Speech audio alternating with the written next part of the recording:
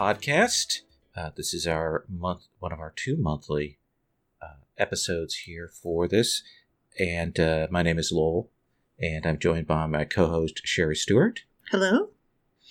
And this month, we are joined by Leandro Pondak, who is a regular Gauntleteer, GMing and playing, and I've played with him before, and I'm very excited to have him here. Leandro, thank you for coming on the episode. Oh, thank you very much for having me. I hope it's going to be a delight. And you're in Ireland? Yes, I live in the island of Ireland for 13 years. Wow! Yeah, I used to be from the Philippines, so it's as big a leap as one can do. That's wild. That's wild. I'm glad that you're able to play, because I know we've been building up the sort of the European time zone over the last couple of years, and that's gotten stronger. So, each month we talk about some games that we played on the Gauntlet and kind of look at them in our first segment. And so we're looking particularly at what went on in May. And Sherry, why don't you tell us about how your May went and what you want to talk about particularly today? Sure. So off Gauntlet, I played a PBTA hack, Changeling the Lost, which is always joyful and wondrous. Also, of course, always still playing a Fate homebrew for Ocean City Interface, which is our version of Fate, and 13th Age, Urban Shadows, Trail of Cthulhu. On Gauntlet, I've played Things from the Flood and Veiled Fantasy. And today I'm going to talk about Things from the Flood. So this is a sequel to last month's discussion where you talked about Tales from the Loop. Yes, and essentially we have moved into the next phase of the mini campaign that we're running. So we started our characters out with Tales from the Loop, and it was lovely and nostalgic and fun and hopeful and full of sort of little moments of dreamy beauty. And Things from the Flood, not so much. How do you say? Your older teams, we came back to our characters 4 years later, and everything has gone horribly wrong. The loop, where there was sort of little strangenesses that we saw and odd things that happened, but in the end they were things that we could deal with, it went terribly wrong, and the whole loop sort of shattered the world around it. And there is, for the whole nation, they're like in a sort of recession, bad everywhere. And this game is darker. But, of course, it's the same players. We love our characters. We love each other's characters. And so I'm in the middle of the game with a group of players I love, a GM that is really good, even though he's on the podcast. So this is, but it's a really great game. But it's a game that I can't tell if all the good parts are just the other players and the GM, or if that seed, that setting is bringing a lot forward. Some of the things that I do like is we renamed the conditions. They were like things like hungry, tired, like very specific. Very specific, and also very transient things. I mean, literally hungry, so eat a candy bar, that kind of thing. It's a sort of annoying thing to it. And they didn't have any resonance with the sort of troubles that you were going through. So we renamed them so they were like isolated, frustrated, angry, sad. I mean, just at least so that you had something to act with. And that has worked great. I mean, it feels good. It feels like for those conditions to clear them, it makes sense that you have to speak to someone about that situation to pull yourself out of those situations. So that has worked well. So a change that we made to the system helped a lot. And the other good thing I can say is the system itself is light enough to kind of stay out of the way. And there are some flavorful bits that happen in the character creation that do really help you get a handle on where your character is right now. Essentially, you have a secret shame that you carry, and that could give you that could power you through something because you want to avoid that, or some of the strengths and walls that you've put up around yourself for that shame help you through a situation. You, of course, still have a problem that you're trying to solve, and you have your drive. So those are the things that they do help you define that character. But it's a very trad game. So now are we switching over to what you're less sure about? Is this the point at which? Yeah, and here's the thing is I grew up in trad. I love a lot of trad, but we have this game of characters that we love, and trad does not do character handling, scene calling, like in trad, you roll to do a thing, and when it's done, presumably the scene is done. But when you have your characters and you all want to talk, our narrative games have taught us and given us moves for dealing with when to cut that scene. What constitutes a point where something shifts? You don't have those tools. And all you have is the instincts of the players and the GM. But it still, you get just a little more uncomfortable, a little bit more talking over each other. It feels less organic to the experience. And yeah, I love it. But it's messier than it would be if we'd had some of the Powered by the Apocalypse tools from Monster Hearts or from Hearts of Wooland or from Masks even, just to help us go in scene at the right moment when something has changed, something significant has happened. The other thing is that, dang, rolling in this game is masochistic. I mean, wow. Yeah. Ouch, ouch, ouch, ouch. In theory, rolling a handful of dice just looking for a single 6 sounds like it would be full of easy. It is not. And the only way to do a reroll or a fix or handle that situation is either call up your shame and come up with a reason for that, or you take a condition. But then afterwards, those conditions are subtracting from all of your dice pools thereafter. So essentially, it's pretty harsh. Some games it feels harsher than others. I cannot look at the game and figure out if I would love it as much as I do without the resonance of having played the precursor of Tales from the Loop. Meaning, in what way here? Because from Tales from the Loop, we are really committed to these players, and their horrible, awful teenage years are understandable and organic, and why we're caught up with each other makes sense because we were when we were kids. And I have trouble knowing how those ties between the players would be formed otherwise. It would at least the first few sessions feel a lot less natural. So I'm not saying it can't be done. Of course, good GM, good players can always swing things around. But I don't feel like there's much in the game itself to actually tie the characters together. They've got relationships, but they aren't relationships that bind you. They're more descriptions of how you feel about the other character. And having run Things from the Flood as standalone, that's certainly my feeling, is that it's harder to get some of those connections. It takes a lot more time to establish why they should be together. Also, age differences are very hard to resolve if you haven't had the age differences as a kid, and that's why they're still hanging together. Yeah. So I guess my takeaway from it is I love my fellow players. I love my GM. I'm having a really good time, but I am uncertain how much the system brings to that. The setting is interesting, but in a lot of ways, the interesting that it is that it is a follow-up to that world from Tales from the Loop.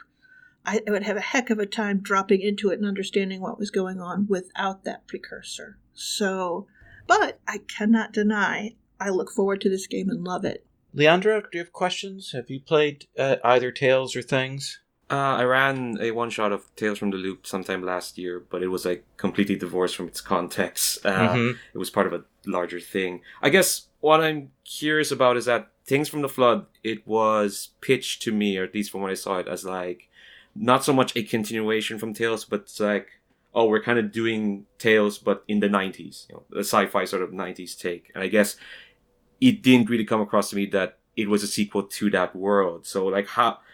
it being the 90s, does it actually have anything from like our timeline into Things from the Flood? I think Ollie Jeffrey actually asked the same question, but now that both of you have run and played it, I'm wondering just how 90s is it? It's as 90s as we are. Does that make any sense? It's like our sense of 90s we bring to it, but the setting itself doesn't tie to my memories of the Midwest of America in the 90s. But of course, the authors are from Sweden, so it might be tied far better to the European 90s. And I will say, having run it now, the 90s thing feels more like trappings to me, at least here in the American context. And again, it may work better for the European context, but it feels very much as it just happened to be in the 90s. It's because the tech level is relatively the same. There are a few more things, like people have dial-up internet connections, and there's a few of those things. But we've also got not a great explanation of how that correlates with the technological breakdown of the machine cancer and other things in the book. I actually have a lot of questions about how they're picturing it that I don't think the book or the modules at the back really answers successfully. Yeah, in some ways it's a little more disorienting because it's not just the way things were at a certain era plus this. It's more like, and this is what happened after that thing collapsed with these other weird things on top of it. So it's maybe a little too much mumbo jumbo, or like double mumbo jumbo even. It's very, they've thrown a lot of things into the pot, but not a lot of them are things you can steer yourself by. It is, however, a grittier setting and a more depressing setting. And is that, let me ask you this as a player, and this is probably a cheat for me asking this as being the person who ran that. Do you feel like it is grittier and darker because your characters have aged, or does it feel like the world is grittier? Where is that coming from? I think just that the world is it's such a morass. It is literally a morass. I mean, the loop sort of blew up and flooded everything, and what was once your town is surrounded and inundated by swamplands and by this horrible gook. I mean, it is sort of, if anything, the best analogy is your teenage years in a morass, which is, I suppose we all are emotionally, but so maybe that has some sympathy to each other. But other than that, it's I don't know how we would do it without the precursor. In some ways, it wouldn't have the emotional resonance that I feel in the game otherwise. It would be more of like a slow horror game. Okay. Leandro, anything else you want to ask? Maybe just one more question. Sure. So did it inform how your characters progressed in that time skip? Or is it just, again, was it more just the characters and the players rather than what the game provided? I will say what it brought was that there is more of a sense from our characters of the need to escape this place. Like getting out of your hometown, there's really good reasons, not just a satisfaction. So it did shape us. There's a lot of more fear about if you don't have any skills to bring to help yourself get out, that you're in a worse situation, that getting out is going to be a super important transition in your life. And I actually had them. There are playbooks, sort of playbooks like in Tales from the Loop. And where in Tales from the Loop, if they felt like, okay, these look like kid archetypes, the teen archetypes are a little weird. Like the party animal who's a drunk, and some of the other ones felt, I wasn't sure what to make of them. And most of the players ended up building their own because the playbooks aren't actually that different. It's just about like what 3 key skills you have and some background questions. But yeah, everybody did not care for the playbooks from Things from the Flood, but that may be because they already had a strong sense of their character. Sherry, anything else you want to say about Things from the Flood? I can underscore how much I'm enjoying the game with the people that I'm playing it with. So I have this big long set of wham wham wham for me, but I'm having a magnificent time. So ignore me. Okay. Leandro, tell me about your May. Off Gauntlet, I mostly play one-shots with a bunch of folks. You'll see that my on-Gauntlet games are, well, it's weighted more towards playing on the Gauntlet than off, for sure. Off Gauntlet, I played Gotta Get Out, which is a free game from Jay Isles, the designer of Legacy. And it is a game where you're trapped in a time loop in a party, and you will die at the end of this party, and it's all about trying to escape that time loop and trying to change the timeline. Oh, nice. It was interesting, for sure. Did a round of For the Queen, mainly for folks who haven't played it yet. Did Space Dungeon World, and we did a game called Fairs and Flagons, which is a belonging outside belonging game. That's the system used for Dream Askew, about adventurers in a tavern just meeting up. It's basically designed to like, hey, instead of just plonking you all in the tavern and like, I don't know, giving you a quest. Let's actually like tell a one session story of adventurers ending up in the tavern. Oh, nice. Which was really cool. I think most of the players weren't as used to belonging outside belonging games like I was, because it's an interesting system. And well, Bethany talked about it in this podcast, so checked out that episode if anyone watched it listening. On Gauntlet, I played The Veil with Fraser Simons. It's actually his first time playing The Veil. Yeah. Which was funny. It was mostly us going like, why did you write it like this? And him going, yeah, I'm getting what I want when I wrote it. So he's enjoying himself. Alas for the Awful Sea played as well. Good Society with the Sense, Sensibility, and Swordsmanship supplement, aka the Zorro supplement. A few sessions of Dream Askew, a pickup game of Archipelago, Masks: A New Generation, which I ran and played, along with Hilt and Blade, which is Darren Brox's mecha game with feels. I talked about it again in a previous episode of this podcast. I'm just going to keep plugging episodes of this podcast. Yeah, that's fine. That's great. Got no problem with that. Yeah. Also, I ran Mutants in the Night and a one-shot of Trophy. That is a dynamite month. That's amazing. Yeah. It's like all the good stuff. Yeah. Yeah. It's a testament to how much free time I have right now. So which one do you want to talk about? I want to talk about Good Society. Okay. Which, for those who don't know, it is basically billed as the Jane Austen RPG from Story Brewers Role Playing, Haley Gordon and V. Hendro, who, again, were just previously on this podcast. Basically, it is what it says in the tin. It is meant to emulate stories as written by Jane Austen, Pride and Prejudice, Sense and Sensibility, all that fun stuff. It's had 2 expansions that came out of its original Kickstarter, Pride, Prejudice, and Practical Magics, which is basically Regency England, but with magic. And the aforementioned Sense, Sensibility, and Swordsmanship, which adds, outlaws and bounty hunters and masked adventurer stuff. It's kickstarting 2 more. Again, listen to that episode for more info of that. This game is kind of on the running for my favorite game of this year, and I just basically came on here to sing its praises. When I first heard about it, it's like, okay, Jane Austen RPG, that's interesting. I'm sure, because I was new to RPGs at the time, so I just thought, okay, indie games equal Powered by the Apocalypse and maybe Blades. Mm-hmm. That was my only inkling of it. But when I first played it last year, I was a bit baffled because the structure and the way it works is much different than kind of what I expected. You still have stuff like character roles, playbooks and whatnot, but it is a completely collaborative system.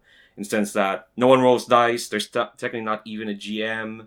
At the start, everyone makes their characters by picking their character roles and their family backgrounds. So you have roles like the Cornerstone, who's the whole family revolves around them, or the new arrival, the mysterious newcomer into the town. And then you have family backgrounds like Peerage, which is, you're part of a noble family, lordship and whatnot. There's new money, or you're just, as is what it says in the tin. And you got your relationships and desires, which kind of push what you're doing and how you connect with all the characters. Usually for systems like that say, okay, they're GM-less, there's lots of leeway to just start whatever.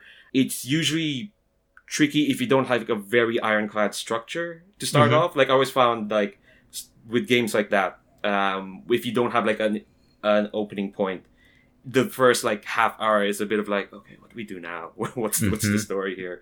But it helps that Good Society has it has a structure in that you've got your novel phases, which is where the role playing kind of is mainly, and then there's a specific sequence okay, after that we're gonna do a reputation where we figure out if you lived up to your reputation or you didn't, and you get tags depending if you lived up to your family's reputation or not. And then there's the rumor and scandal phase where you as players can spread, such and such may be getting back together, or, oh no, we're trying to hide debts, or someone secretly fathered this kid while they were abroad. And then there's an epistolary phase where you send letters to people, or you actually dictate out letters as you're writing, and then you go back to novels and so on and so forth. So having a structure like that really streamlines play and makes sure that people know where we're going. And that's kind of one of my favorite bits as well. Yeah, no. The other big thing is that, it says it's a Jane Austen RPG, but what I found playing in the Gauntlet when people put this up is that people have been putting their own spins on this system, and it's becoming more than just a Jane Austen RPG. Catherine Rahman put up a series in February that was basically doing Leo Tolstoy. And it was a blast because, again, the structure of like emulating a novel from the 18th century, it fits really well to the structure of good society. So we barely had to tweak like the mechanics. It was just like doing a different tone and maybe doing some different play sets, and we managed to do like long spanning 1,000-page long epic about Tolstoy and whatnot. And I've seen in the Gauntlet people be doing stuff like Louise did a space hack of Good Society. It was called Among the Stars, and it was setting this sort of Regency style in space. And I know Gene over in California, he's been doing stuff like Gothic Society, trying to do stuff like Frankenstein and Lovecraft and all that. And I think he's doing Alice in Wonderland next month. Oh, wow. And so what I really love about this system is that people are finding out ways to emulate stories that normally wouldn't be represented in other RPGs. Like, again, another example, I know someone wants to do like a 1920s Americana Jeeves and Wooster style story with this. And it's surprisingly flexible for what essentially was an RPG that was meant to just emulate a specific author. And in fact, in the most recent Kickstarter, one of the stretch goals is a how to hack Good Society. Because Haley and V have noticed that a lot of people are doing their own spin on it. And it's got to the point where I think Good Society is about to get its own verb by the noun branding at some point. Not sure what that will be like. So yeah, I think I've laid out why I dig it, but the structure means I have to point out what I less dig about it, do I? Yeah, so to and actually, I'm really glad to have you talk about it because we had them on, and of course they know the game, so they didn't explain so much about it. And I honestly hadn't realized that it was GMless or had an action point, a token economy. So I'm really, that gives me a lot of insight into how it's played. And I think you're right on the money about GMless games. Is GMless games need to have a good superstructure at the start, or it can, like, I love Kingdom. But sometimes Kingdom can get a little wishy-washy at the start. Nobody knows where they want to begin. And those first scenes can be really cold. All of which is to say, so, yes, what are you less sure about? There were concerns about the resource token economy. So for those who don't know, resolve tokens are what people kind of use to push the story along to make improbable stuff happen. Like say, oh, there's now a storm. You're now trapped in this castle and you have to talk to each other about your feelings. Or I have to spend this token so that I can eavesdrop on this clandestine conversation. Or that sort of thing. And I guess it's depending because I've been playing with people who are like marathon story gamers. Mm-hmm. And it does get to a point where the tokens can get a bit superfluous because we all know what we want, or we can see interesting ways to push the story without having to be like, okay, let's spend a token. And this might just be for people who play this game a lot. Like, in the May game that I played, we had Alan Rees, who this was his first time, and he was spending tokens left, right, and center to the point where he just started suggesting to people, hey, maybe you should spend this token to do this, because he had run out.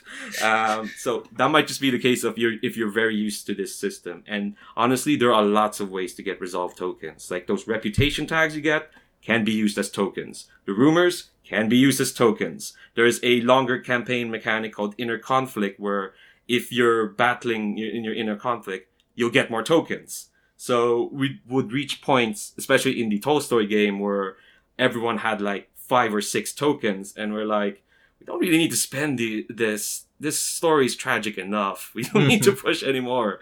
So I guess that's kind of like the main one I'd complain about a bit. But other things is that sometimes, depending on what desires or relationships come into play, it might affect the tone.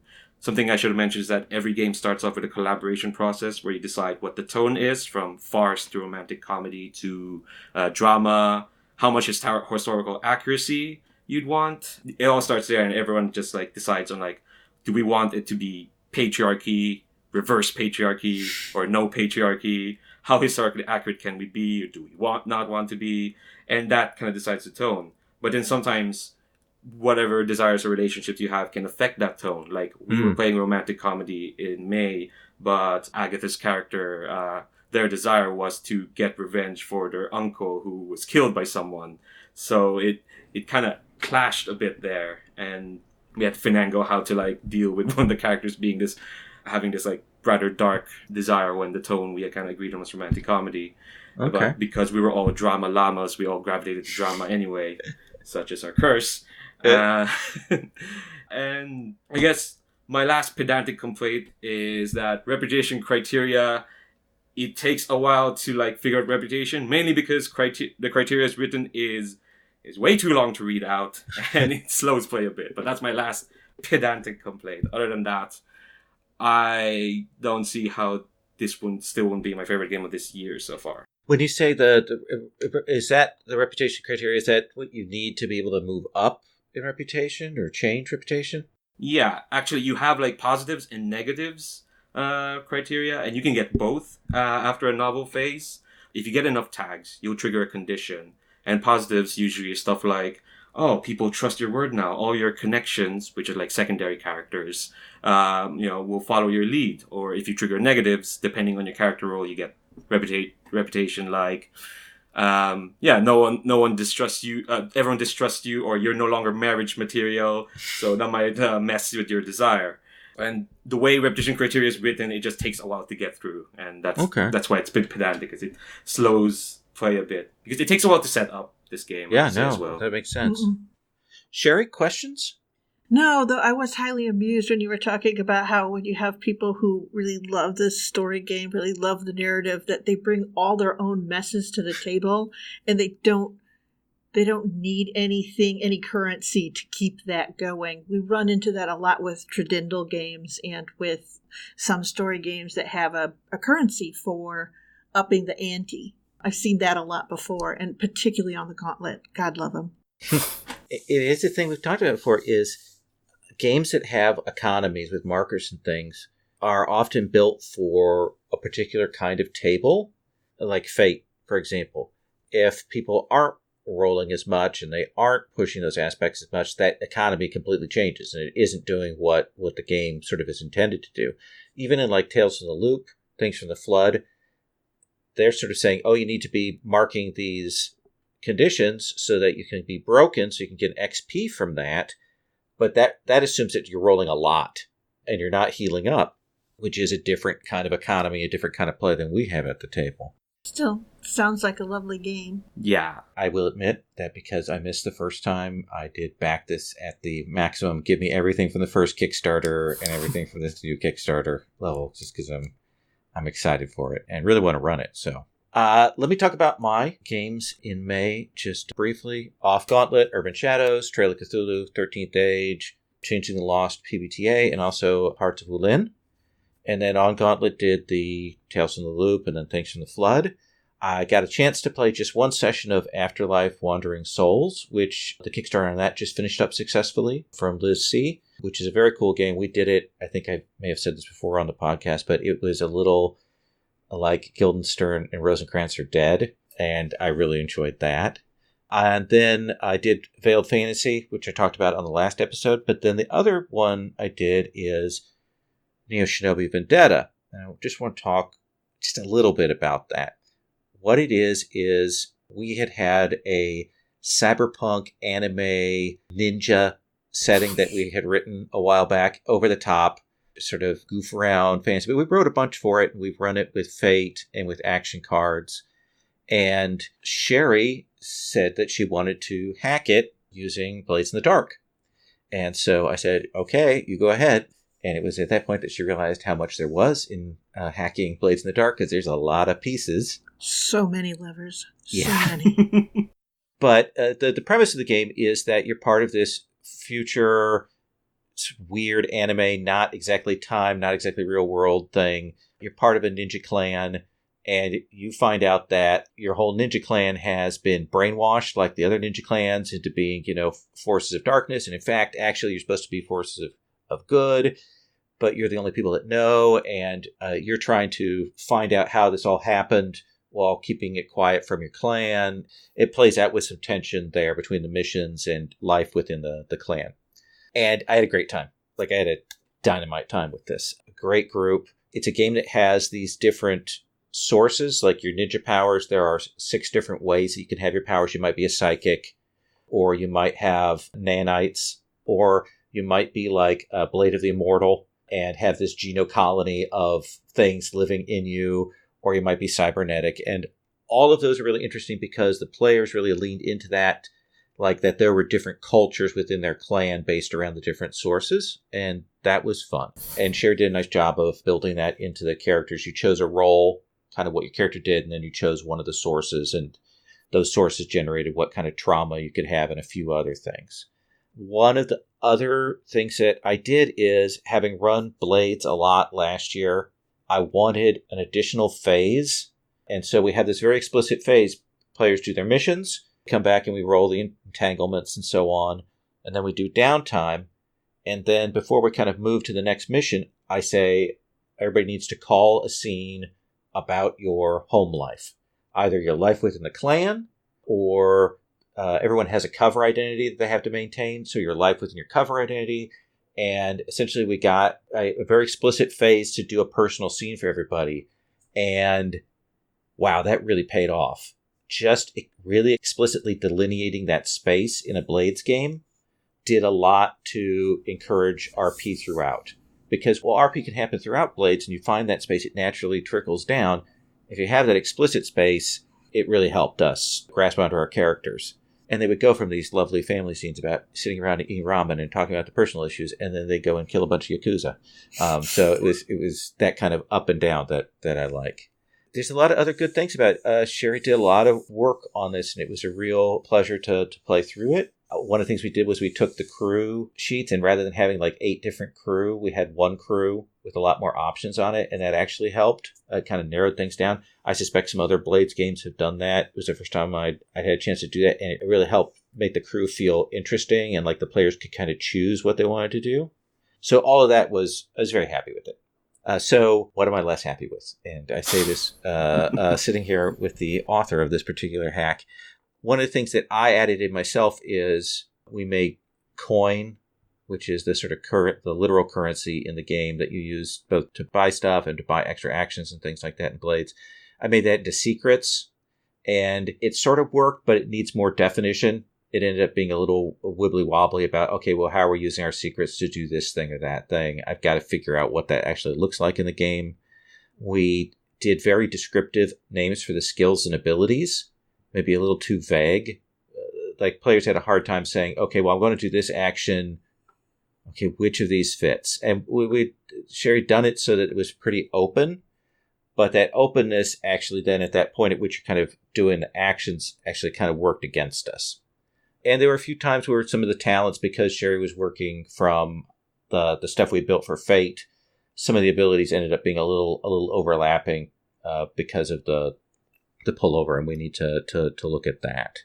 But overall, I dug it, and I will tell you, like I love Blades for a lot of parts. And actually, I really like the original Blades in the Dark.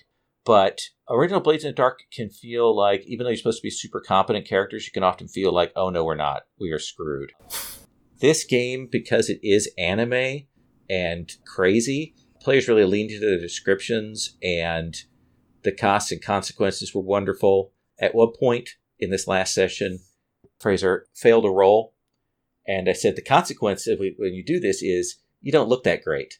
You're driving your motorcycle through this building, and rather than taking the turns Tokyo Drift style, you have to kind of stop and readjust yourself and move around, and you just don't look great. And I said, do you want to resist that consequence? And Fraser said, yes, and resisted it, spent the stress to resist it just so he could look awesome, which is what I want from a game. So, thoughts, comments, questions from either of you? No, I watched the whole thing, so I mostly agree with you. I mean, I have some strong opinions on how secrets could have been handled, but that's okay because I wasn't there at the table. So, there's always time constraints, and how much do you have time for to ask for description of or to insert that description? And so it needs to be something maybe that's a little faster, or that we have the color injected into it already. And yeah, definitely the ability names, I've become so used to Fate that I am used to going, hey, that skill, or I should say Fae, FAE, where you pick one of 6 and say, I'm going to do it this way, and the world agrees that you're going to do it that way. You describe how you do it that way, and you go. But Blades typically has more of a very careful hierarchy of which you can choose, and I think they were all familiar with that and wanted that clarity. Okay. So we need to put that in there and to recognize that certainly anyone coming from another Blades game is going to expect that. And I'm all ready to be loosey-goosey on those things. So, but that is not the design thing for that. Leandro, I actually want to ask you. You ran Mutants in the Night this last month. Yeah. And you've run Blades before this. No, this is your first time running Blades. Yes, it was a stroke of hubris that made me put it in the calendar. It's like, all right, I'm gonna run a Forge in the Dark. I made a poll in the Slack. Mutants won. I guess I'm running Mutants. And then by the time I got to it, it's like I was like, oh wait, I don't know how to run Blades, but let's see how it goes. I think it went well at the end. It's that game. It took me 10 sessions running regular Blades before I was like, okay, I think I know how this is going.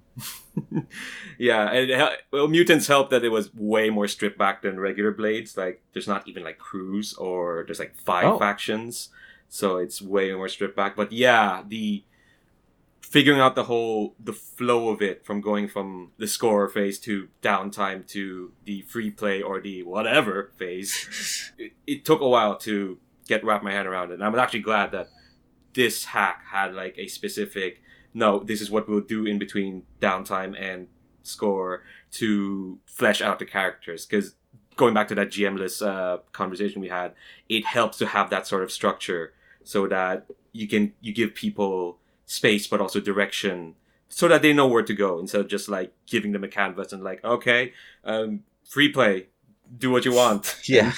Yeah, I think it's worth having those things that provide structure but don't constrain. Like if you need to throw it away, you can. But for players and GMs that aren't certain at the start, here are the tools. There's a release valve here for this. You're not just thrown into the void. Yeah. Well, I think we're going to move to our second segment.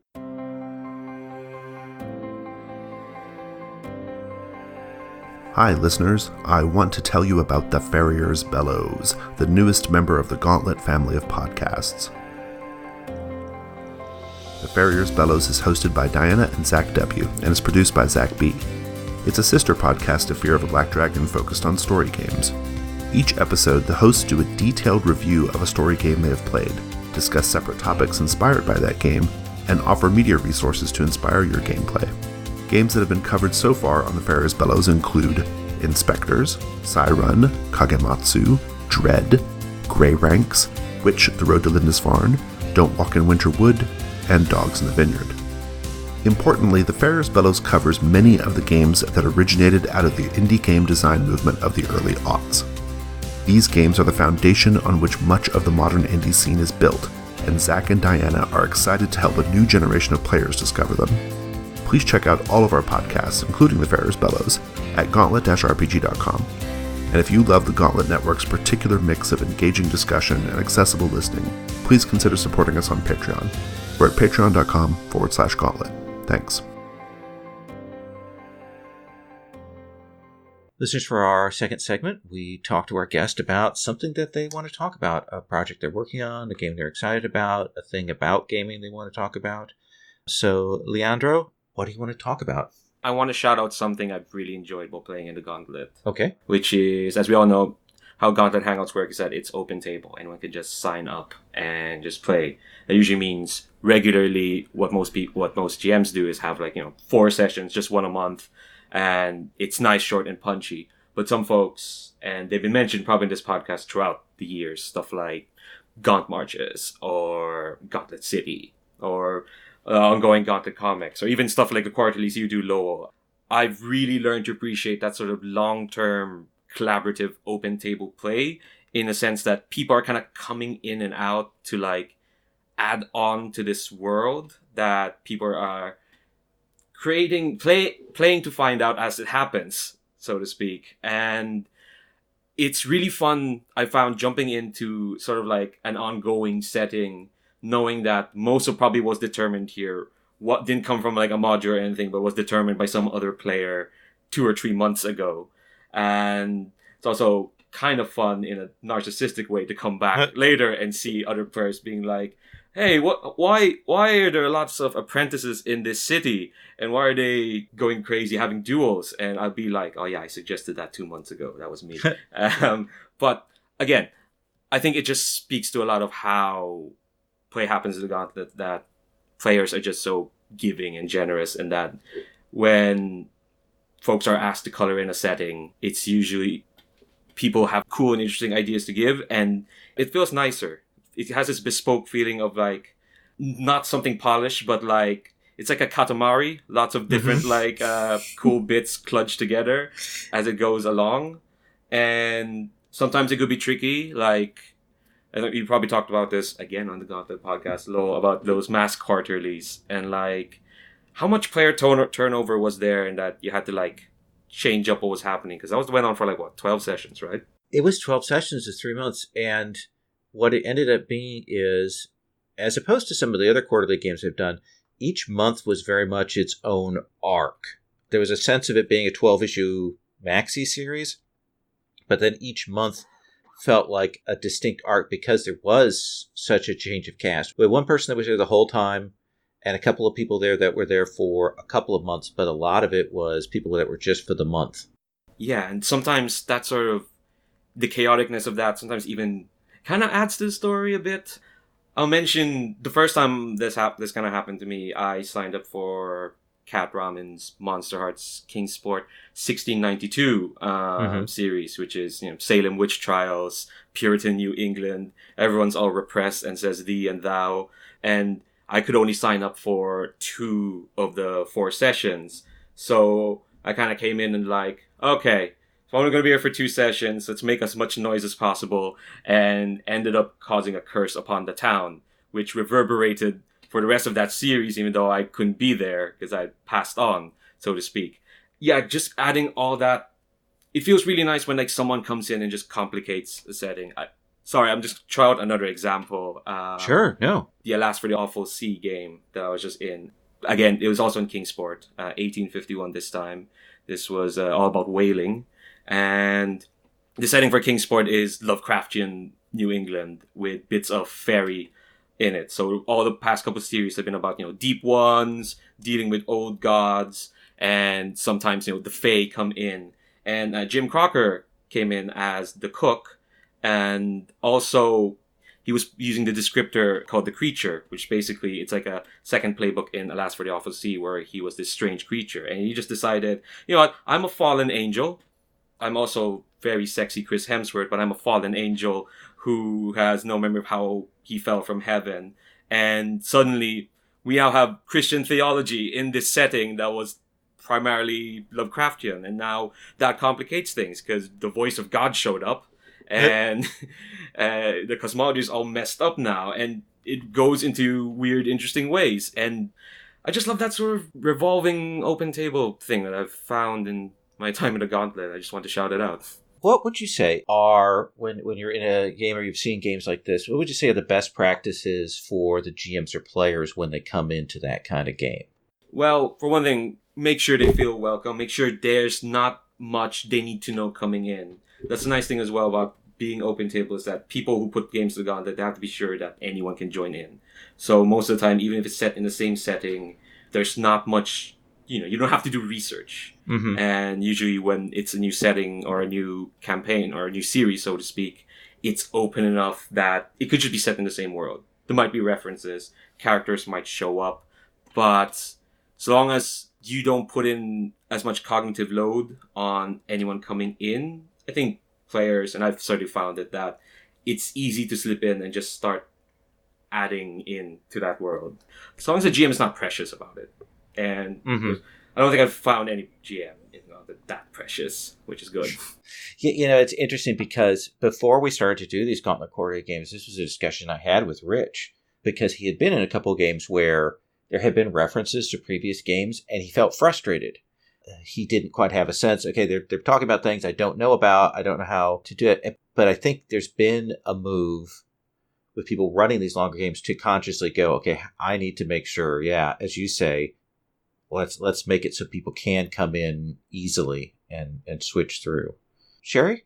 Yeah, one of the things that I have noticed is that sometimes when we have new players to the Gauntlet, they still come in, and when they hit these games, they're still in the "what do I have permission to do" mode.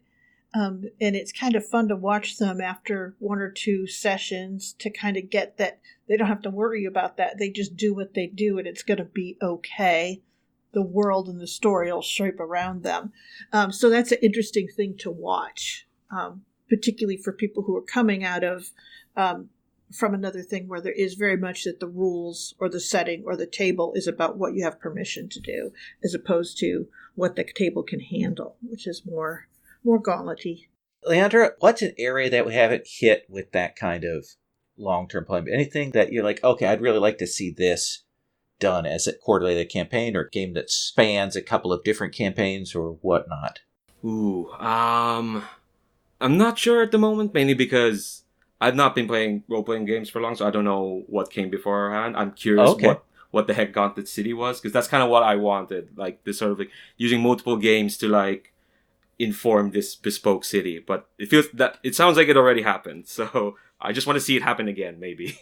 Yeah, no, I know that Degoya County, when we get that up and running, we'll have a little bit of that, and Gauntlet Comics has a bunch of that, so I dig that. And of course, also, because I have to do a shout out for that, there is, at this point, kind of a long bespoke history of Gauntlet League Wrestling across multiple campaigns. My own and Tyler's and Garwin all take place in that sort of shared universe, and we've had characters overlap and pass between them, and that's actually my favorite of these things, so I have to speak to that.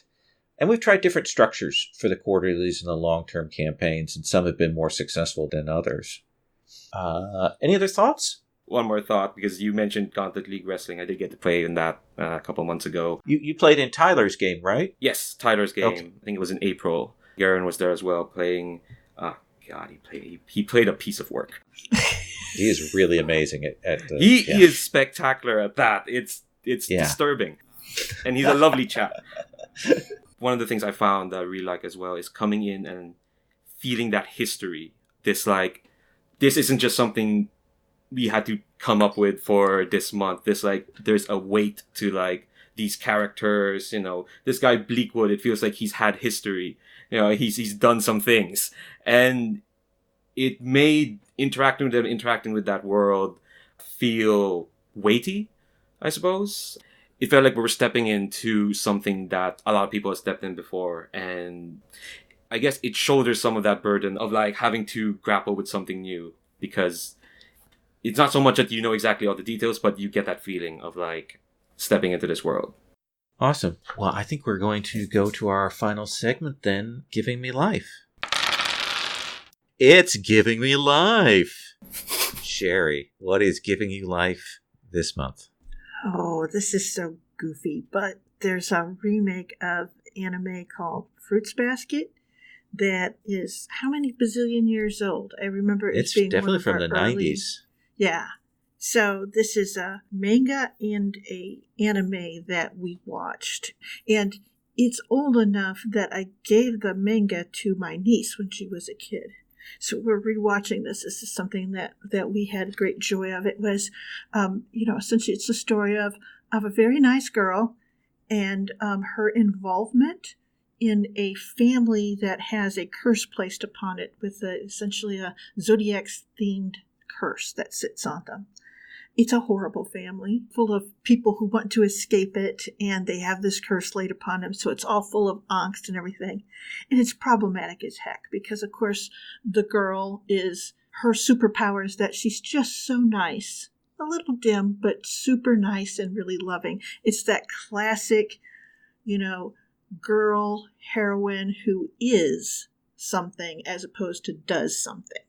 And so there's that problematicness to it. And again, I still love it. It's like one of those terrifically problematic things that my heart still adores because it's got that sort of the zodiac and the sense of the mythic to it, because it has the melodrama to it that, the head of the family who is as cursed as the other ones is just so horrible and awful and manipulative. And you're like, oh no, what'll happen? And the suspense is so classically goofy and anime and everything I loved reading storybooks from the time I was a kid until I still love it now.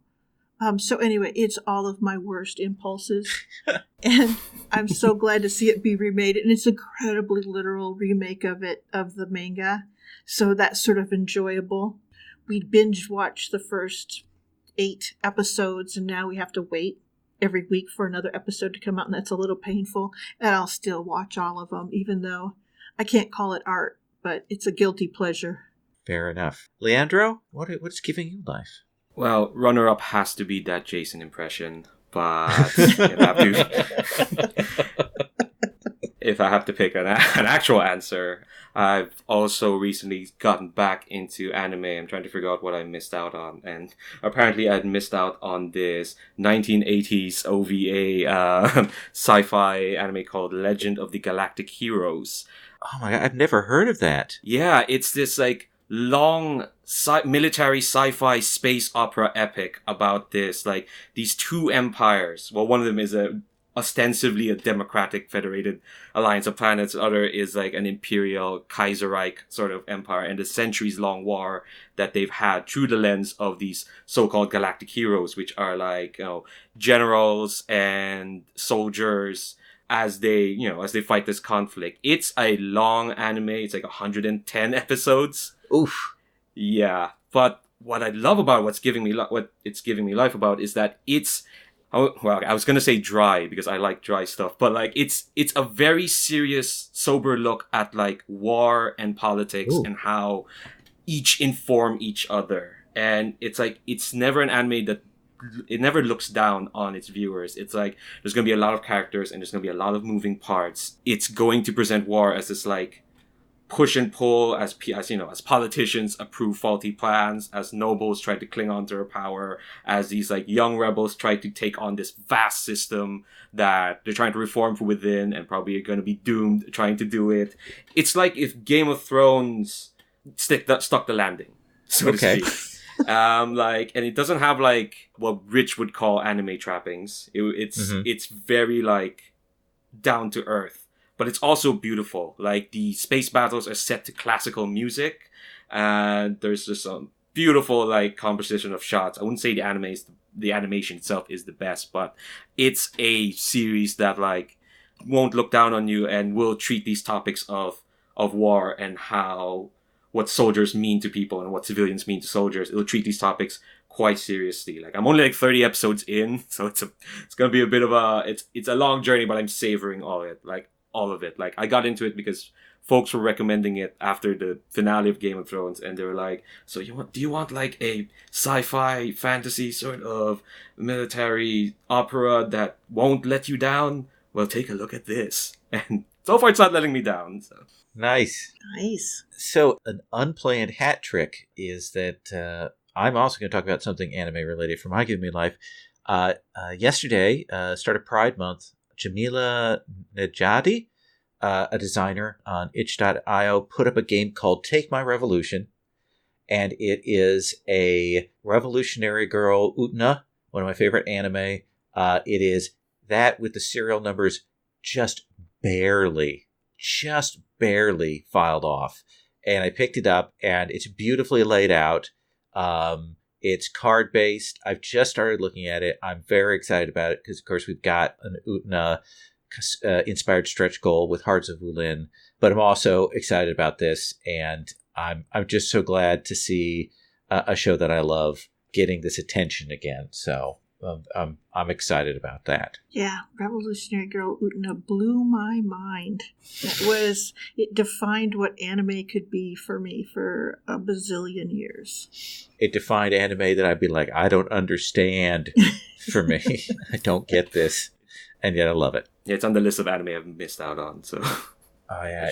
I should catch up. It is super weird. And I recommend for those at home that you watch at least the first season of the show, maybe later before you go, oh, there's also a movie, because that movie is wild.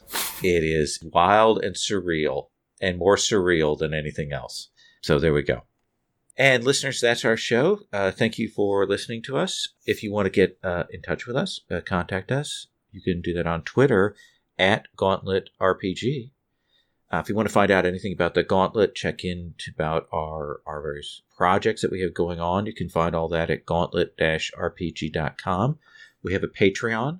That Patreon helps support all of the podcasts in the network at a not too high level. You can get our monthly zine, Codex, which is awesome. We've also got the Gauntlet forums and all kinds of stuff and new and interesting projects coming out all the time from us. So that's at patreon.com/gauntlet. Also, I really encourage you, if you have a chance, go ahead and maybe rate, review us on whatever your podcaster thing is of choice. We know that iTunes is dying, and some people are crying, and some people are excited about that. But wherever, consider putting something up for us there. Sherry, thank you for coming on. It was my pleasure. And Leandro, thank you so much for taking the time to be with us. Well, thank you. It was a delight, as predicted at the start. Awesome. And listeners, that's our show.